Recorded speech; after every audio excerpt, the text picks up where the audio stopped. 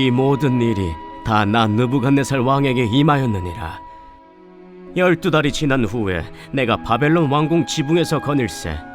나 왕이 말하여 이르되 이 큰 바벨론은 내가 능력과 권세로 건설하여 나의 도성으로 삼고 이것으로 내 위엄의 영광을 나타낸 것이 아니냐 하였더니, 이 말이 아직도 나 왕의 입에 있을 때 하늘에서 소리가 내려 이르되, 느부갓네살 왕아, 내게 말하노니 나라의 왕위가 내게서 떠났느니라.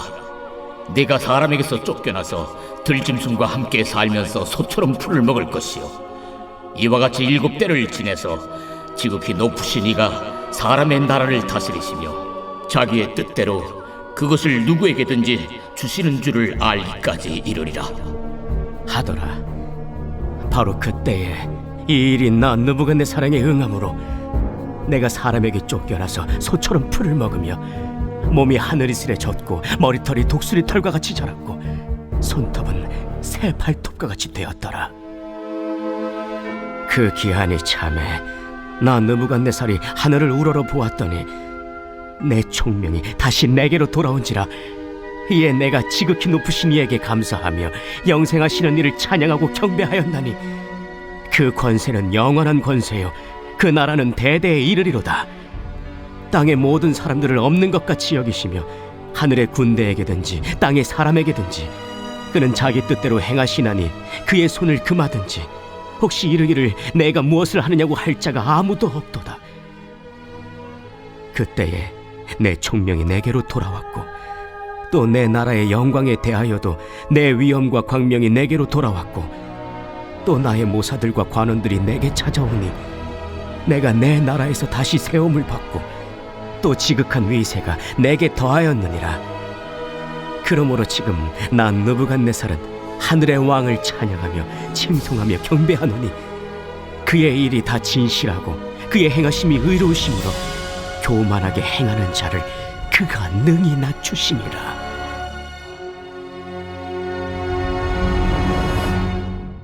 오늘 다니엘서 4장 28절에서 37절 말씀의 배경을 보면, 다니엘은요 지금 바벨론 포로로 끌려갔어요. 그런데 그 바벨론 포로로 끌려갔음에도 불구하고 여호와 신앙을 고수하는 모습을 통해서 기적을 맛보는 것을 지난주도 그리고 또 우리가 성경을 통해서도 알 수 있습니다. 그는 대제국의 바벨론의 황실 그 한가운데 있는 것입니다. 그리고 여러 가지 왕의 꿈을 해석하고 또 불무불에 던지우고 또 사자굴에 던지우는 여러 가지 사건들을 겪으면서 하나님이 주신 계시와 명철을 통하여서 의지하며 제국의 모든 왕들의 꿈과 환상이 담긴 묵시들을 해석하는 내용들의 글들을 우리가 알 수 있습니다. 다니엘서 4장 오늘 본문 말씀은요, 느부갓네살 왕이 자신의 두 번째 기이한 꿈을 꿉니다. 이 꿈이 높이가 하늘까지 닿는 무성한 나무의 새들도 깃들고 그리고 또 짐승들도 깃드는 그런 이상한 꿈을 꾸게 됩니다. 그리고 이 꿈이 사건과 함께 경험되는 내용이에요. 그리고 이 경험된 내용을 토대로서 이 느부갓네살 왕이 어떻습니까? 절대 주권자인 하나님을 인정해드리는, 하나님을 찬양하는 내용이 오늘 본문 말씀을 통해서 우리가 읽은 내용입니다. 느부갓네살 왕이 두 개의 꿈을 꿔요. 첫 번째는 뭐예요? 큰 신상의 꿈을 꿔요. 두 번째는 지금 오늘 말씀에 나온 내용처럼 무성한 숲의 꿈을 꿉니다. 두 가지는 공통점이 있어요. 또 상반되는 내용도 분명히 있습니다. 공통점은 뭐냐면 하나님이 절대 주권자를 가지신 분이다는 거야. 언약의 백성을 위하여서 하나님을 신뢰하고 하나님을 순종하는 사람들에게 하나님은 구원의 은혜를 베푸신다는 거예요. 이거는 우리가 세상 끝날까지 하나님이 우리에게 함께 하신다라는, 항상 우리가 넘어져도 죄 가운데서 다시 회복의 영으로 우리를 구원하시는 하나님의 은총이라고 볼 수 있죠. 그 역사가 이루어진다는 그런 공통점이 있고, 차이점은 뭐냐면 이 장은요, 그 큰 신상의 꿈이라는 거는 뭐냐면 그 초대 강국의 역사를 의미하는 내용이라면, 무성한 그 나무의 꿈은 극히 개인, 누구예요? 느부갓네살 왕의 개인에 대한 그런 운명을 다룬 내용이라고 볼 수 있습니다. 이 두 꿈의 차이점과 그리고 또 상반된 반대의 그 의미, 차이점을 우리가 성경을 통해서 알 수 있습니다. 이렇듯요, 하나님은요 개인의 일도 그리고 또 역사적인 모든 왕들마저, 역사마저 주관하시는 분이다 라는 게 우리의 오늘 말씀의 결론의 내용인 것입니다. 하나님은 개인의 운명과 역사까지도 주관하시는 그런 주권자이다. 우리는 그걸 인정해 드리죠. 느부갓네살 왕은 하나님을 믿는 백성이 아니었어요. 그럼에도 불구하고 하나님이 하실 그 일들을 경험하면서 하나님께 온전히 주권을 내어드리는 그런 내용의 본문 말씀을 우리가 배경으로 알 수 있습니다. 느부갓네살 왕의 말씀을 우리가 30절에서 36절의 말씀을 조금 깊이 들어가면 느부갓네살 왕은 맨 처음에 굉장히 오만한 왕이었었던 것을 알 수 있죠. 우리가 30절 말씀을 다 같이 읽어보면 이 말은요, 7년 동안 비참한 짐승처럼 살 것이다. 지금 다니엘을 통해서 그렇게 묵시를 풀어서 얘기해주고 있는 거예요. 7년 동안 짐승처럼 살 것이다. 그러면서 다니엘이 충고를 듣고 회개할 수 있는 기간이 1년 동안의 기간이 있었습니다. 분명히 1년 동안 시간을 하나님께서 주었음에도 불구하고 느부갓네살 왕은 자신을 교만하게 높이고 굉장히 오만방자한 말들을 했던 것을 성경을 우리가 읽었습니다. 3장에서 금신상에게 전하는 문제로 사드락과 메삭과 아벳느고와 얘기할 때 너희를 내 손에서 건져낼 신이 누구냐라고 이렇게 오만방자하게 얘기하는 것을 3장에서 우리가 읽었어요. 그런 그가 비참한 7년을 지난 후에 비로소 지극히 높으신 하나님, 인간의 나라를 통치하는 그 하나님, 이 사실을 깨달았다라는 거죠. 그러면서 하늘을 우러러 보았더니 라는 표현이 오늘 본 말씀에 나옵니다. 하나님의 주권을 인정하겠다는 그 의미예요.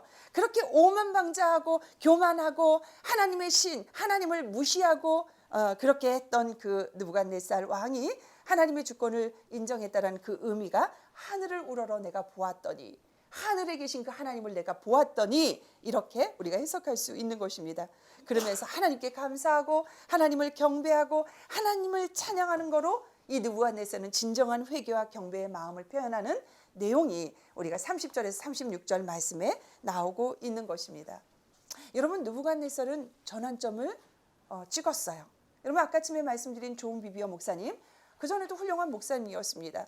하지만 하나님이 세운 권위에 불복종하고 순종하지 않았던 사건을 성령께서 가르치고 꾸지람함과 동시에 그의 인생과 사역의 전환점을 겪었다고 분명히 제가 말씀드렸어요. 느부갓네살도 마찬가지예요. 그렇게 오만하고 방자하고 교만했던 느부갓네살 왕이 하나님의 계시의 말씀을 사건적으로 경험한 후에 하나님을 찬양하고 경배하는 자로 바뀐 것처럼 내 인생의 전환점이 분명히 있을 거야. 여러분, 지금까지 겪지 않았다 할지라도 여러분들이 앞으로 인생의 전환점이 분명히 있을 거예요. 어떤 사건을 통해서 하나님이 개입하시고 가르치고 그리고 꾸짖으시고 또 칭찬하고 또 하나님이 여러분에게 은혜와 사랑을 주었을 때 여러분들에게 분명한 인생의 전환점이 분명히 있을 것입니다. 그 사건으로 신앙생활이나 가치관이 어떻게 변했는지 여러분들 지금 성찰해봐서 경험을 했다라 그러면 여러분 마음에 새기고요. 앞으로 올 것을 생각한다 그러면 여러분들 오늘 말씀을 통해서 주님의 음성을 듣는 여러분이었으면 좋겠습니다. 저도 지금 사역한 지 10년이에요. 저는 지금 사역을 시작한 지 그 10년의 세월과 그리고 또 그 전의 세월과 저는 이 느부갓네살 왕과 존 비비어 목사님이 전환점이 되었던 시점이 저하고 동일한 시점이라고 볼 수 있습니다. 그 전에 물질관, 그 전에 자녀관, 그 전에 그 모든 것들이 우선적으로 내 가정 위주의 삶이었어요. 우리 자녀가 제일 좋은 것. 그리고 또 물질도 정말 하나님이 주신 물질의 욕심을 가지고 물질을 쫓아 살았던 우리의 삶, 저의 삶을 제가 고백한 적이 있었을 것입니다. 어제 우리 서덕인 집사님, 우리 주원이 보고 왔습니다. 너무 이뻐요. 너무 이뻐요. 옛날에 제가 키웠던 우리 광렬이 지연이를 막 이렇게 떠올리게 하고 그랬는데 그때 당시에 저는요, 우리 광렬이 지연이에게 모든 최고의 것을 먹였어야 되고 최고의 좋은 것을 입혔어야 되고 그렇게 살았어요. 그렇게 살았는데 하나님의 부르심에 제가 사역의 길을 걸어갈 때에는 하나님의 자녀고 하나님이 키워주시고 지금도 하나님을 경외하며 하나님께 모든 로드십을 맡긴 상태예요. 그 자녀 하나님이 책임져 주실 거라는 저는 확신이 있습니다. 제가 주의 일을 하니까 당연히 그렇게 하실 거죠. 그런 확신 때문에 제가 뭐를 아이들한테 해줄 수 있는 게 없어요. 물질도 없어요. 마음뿐이고 또 살갑게 전화를 하거나 살갑게 걔네들을 위해서 기도를 하거나 그럴 여유도 저한테는 없습니다. 분명히 저한테는 분명한 전환점이 있었어요. 물질관, 자녀관, 그리고 또 종말론적인 신앙을 살고 있기 때문에 하루하루가 귀한 삶이고 하루하루가 최선을 다하는 삶으로 제가 살아가고 있습니다. 그래서 리더십으로 살았던 가정의 리더십으로 살았던 그 앞에 세월하고 지금은 모든 하나님을 경외하는 로드십이 회복된 상태의 저의 삶하고는 비교할 수 없을 정도로 많은 차이가 있다라는 거죠. 여러분은 어떻습니까? 여러분은 지금 하나님을 경외하는 로드십으로 살아가고 있습니까? 내가 할 수 있고 그리고 또 내가 지금 이끌어가는 삶을 살다는 것은 느부갓네살 왕이 아무리 하나님의 계시의 말씀을 줘도 깨달지 못하고 교만하게 살았던 그 모습이라는 거예요. 그렇지만 여러분들 그런 삶으로 살았다 그러면 이젠 바꾸세요. 하나님을 경외하는 로드십이 회복되는 여러분이 되길 간절히 소망합니다. 아멘. 자, 여러분, 이스라엘 백성이 바벨론 포로로 끌려가는 징계를 받게 된 이유가 예레미야서에서 우리가 공부한 적이 있습니다. 뭐예요? 내 백성이 두 가지 악한 일을 행했다는 거예요. 생명의 근원되는 나를 버렸다는 거예요. 그리고 스스로 웅덩이를 팠는데 그것은 그물을 가두지 못할 터진 웅덩이라는 거죠.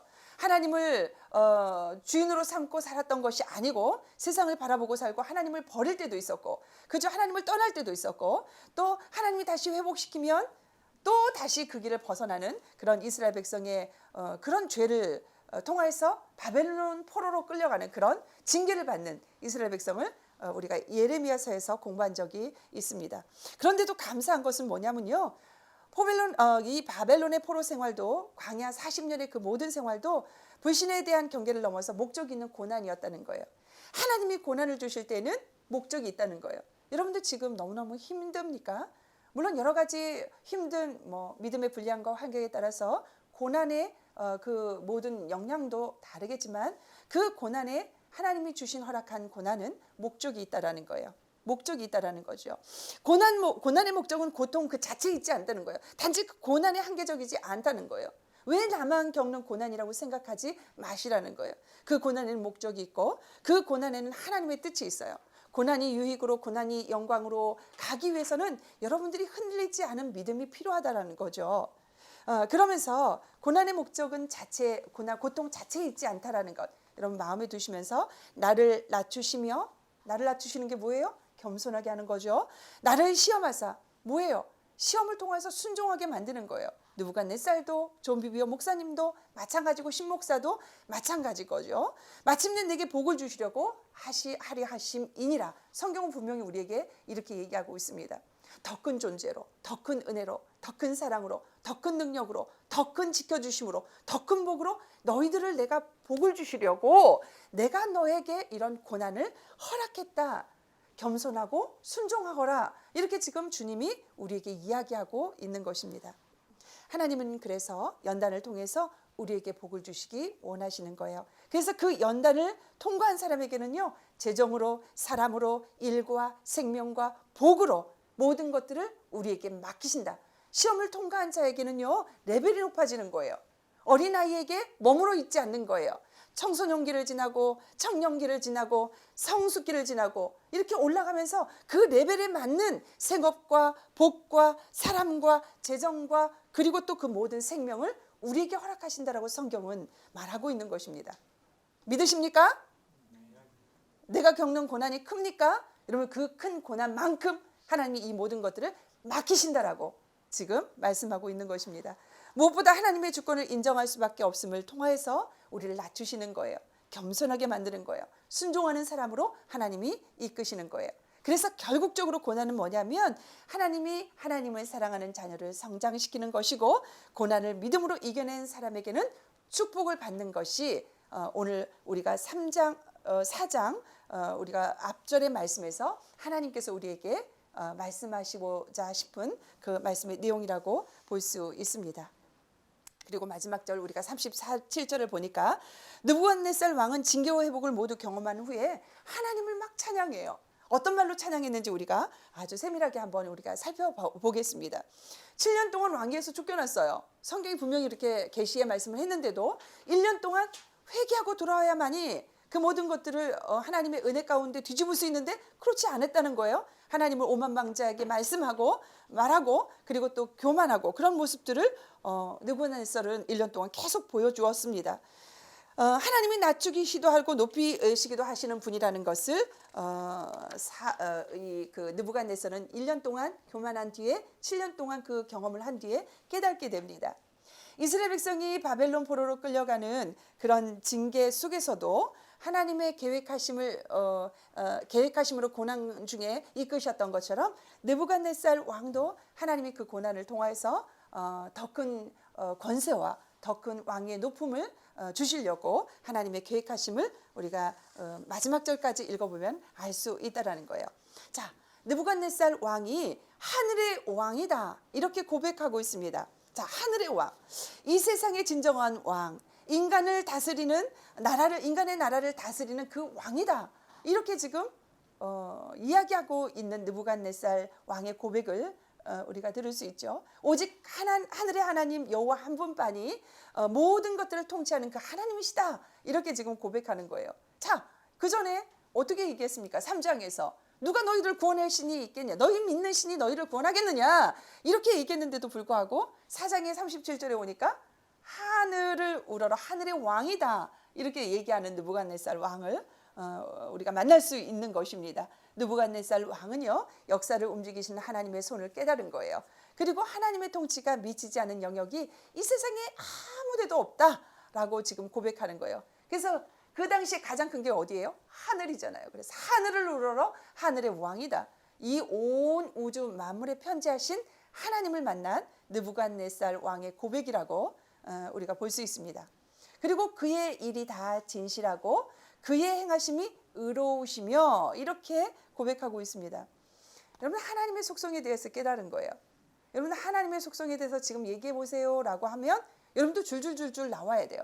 하나님은 사랑이시고 하나님은 선하시고 하나님은 거룩하시고 하나님은 인격적인 하나님이시고 이렇게 여러분들이 줄줄줄줄 여러분들이 만난 하나님이 거론돼야 되는 거예요. 그 전에 느부갓네살 왕은 하나님의 성품에 대해서 몰랐습니다. 그런데 하나님이 꿈을 주시고 그 꿈을 직접 체험하고 난 뒤에 하나님의 속성에 대해서 그는 진실하세요. 그렇게 지금 이야기하고 오는 거예요. 그는 진실하시고 그는 의로우세요. 이렇게 지금 고백하는 느부갓네살 왕을 만날 수 있는 거예요. 나아가서요, 이 세상에 대한 하나님의 공의로운 통치를 지금 찬양하는 느부갓네살 왕의 고백을 우리가 들을 수 있습니다. 이해되지 않는 부분에 대한 하나님의 계획과 의도가 모두 다 의로우시다, 완전하시다 이렇게 칭찬하시는 거예요. 때로는 왜 하나님이 왜 이렇게 하실까 우리가 의문점이 들 때가 너무나도 많지요. 저도 마찬가지예요. 왜 하나님이 이 사랑하는 성도에게 이런 채찍을 주실까 이렇게 생각할 때가 있습니다. 그럼 마음이 많이 아프죠. 그렇지만 하나님이 그 마음 가운데 주시는 말씀으로, 기도로, 찬양으로 주시는 것 때문에 제가 소망을 가지고 그렇게 기도하고 있는 것이죠. 그래서 제가 아까 처음 설교할 때 말한 것처럼 하나님의 성품을 아는 것이 우리의 힘이다. 그래서 날마다 이 하나님의 성품을 우리가 알아가고 날마다 누리고 경험하고 고백되어지고 또 하나님이 원하시는 기도와 하나님이 원하시는 예배와 하나님이 원하시는 그리고 또 우리의 삶의 예배를 통해서 주님의 마음을 기쁘시게 해드리면 그 다음에는 문제가 없는 거예요. 그 다음에는 우리가 정말 문제가 없는 것입니다. 또요, 느부갓네살은 교만하게 행하는 자를 그가 능히 낮추심이라 라는 고백을 합니다. 과거 스스로 자신이 얼마나 교만했던 건지. 여러분들 느부갓네살 왕이 얼마나 그 바벨론의 모든 통치의 권한을 쥐고 있던 역대의 그 왕권을 쥐고 있던 느부갓네살 왕이 자신이 예전에 얼마나 교만했던 자인지 얼마나 어리석었던 자인지 깨닫는 그런 고백이라고 볼 수 있죠. 교만하게 행하는 자를 그가 능히 낮추시며 그래서 하나님이 낮추시고 7년 동안의 그 훈련을 통해서 다시 이 고백을 들으시려 하나님이 영광을 받으시려 행하시는 모습을 우리가 볼 수 있습니다.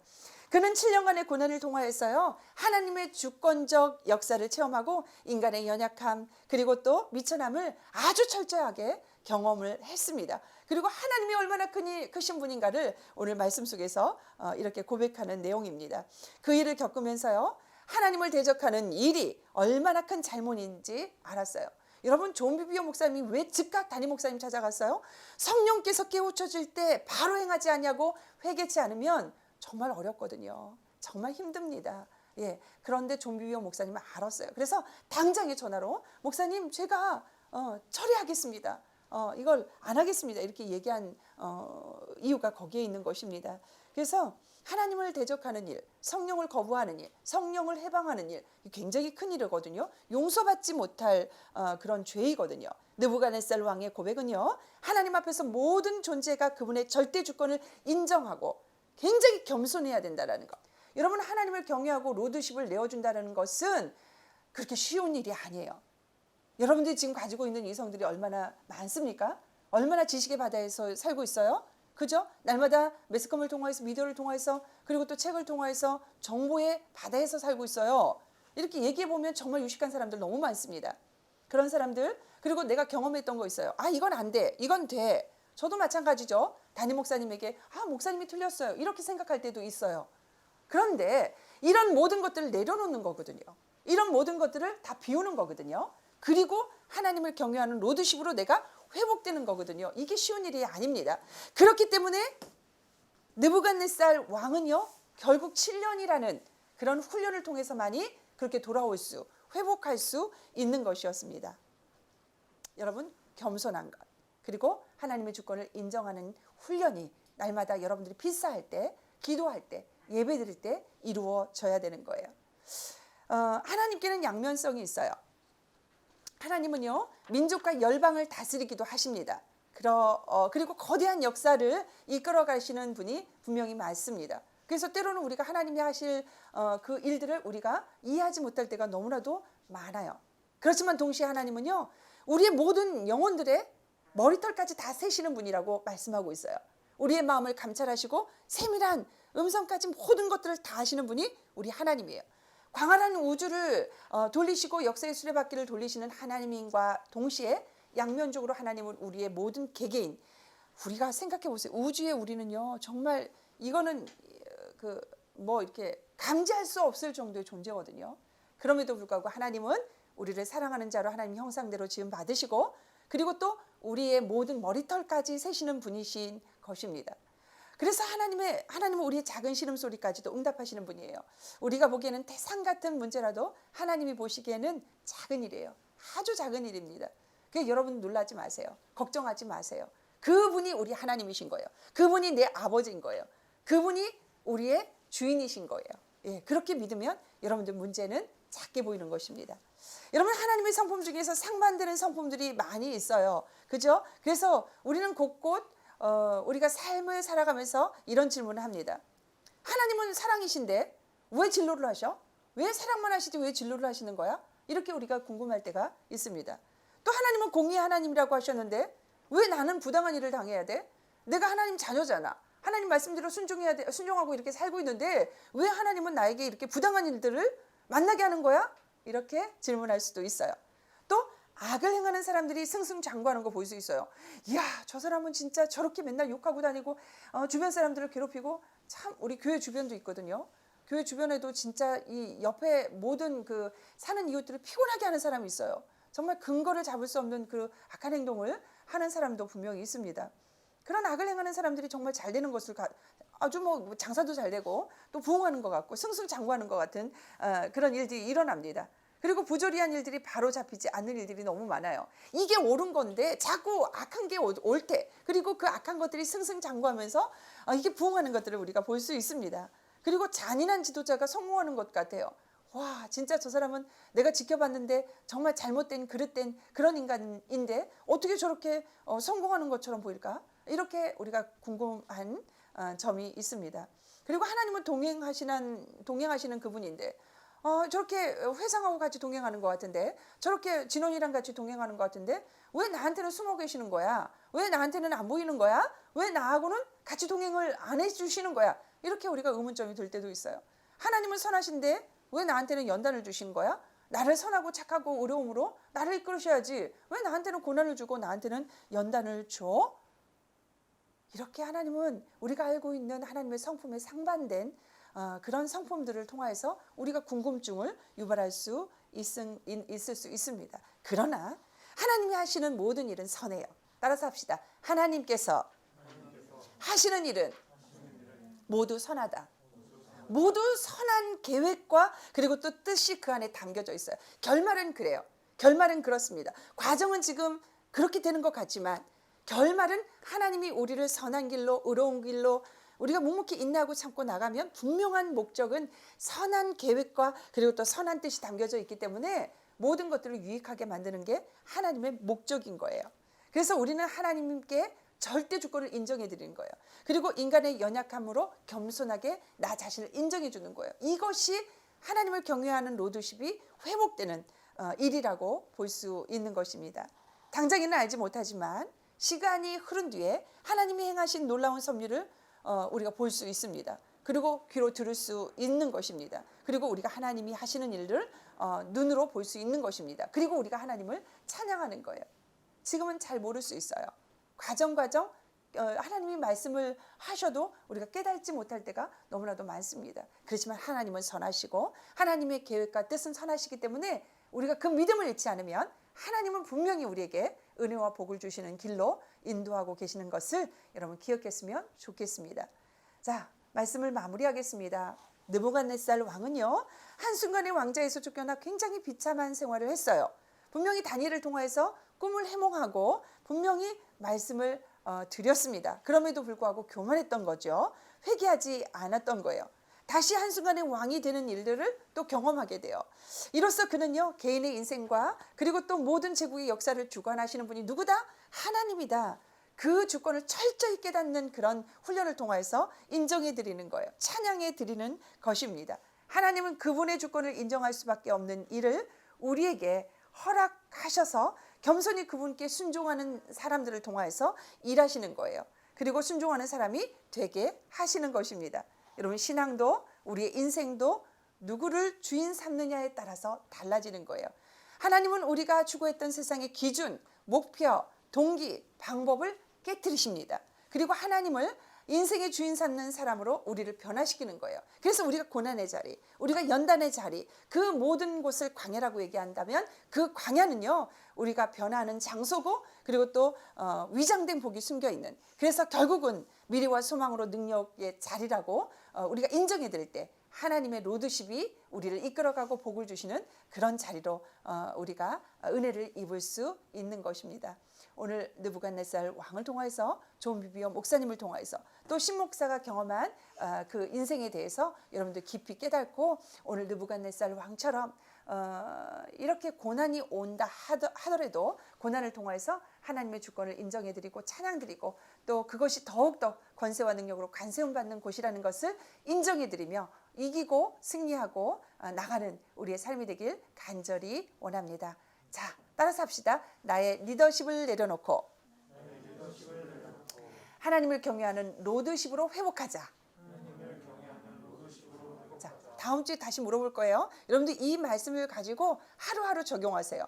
예, 내가 지금 리더십인가 로드십인가 이것만 기억하시면 돼요. 그러면 내가 선택의 기로일 때 하나님이 원하시는 길로 내가 선택해 드릴 수 있는 것입니다. 그 물음을 내 안에서 계속 하면서 나를 성찰해 갈 때 하나님의 은혜가 임할 줄 믿습니다. 아멘. 믿으시면 아멘 하십시오. 아멘. 예, 우리 기도하기를 원합니다.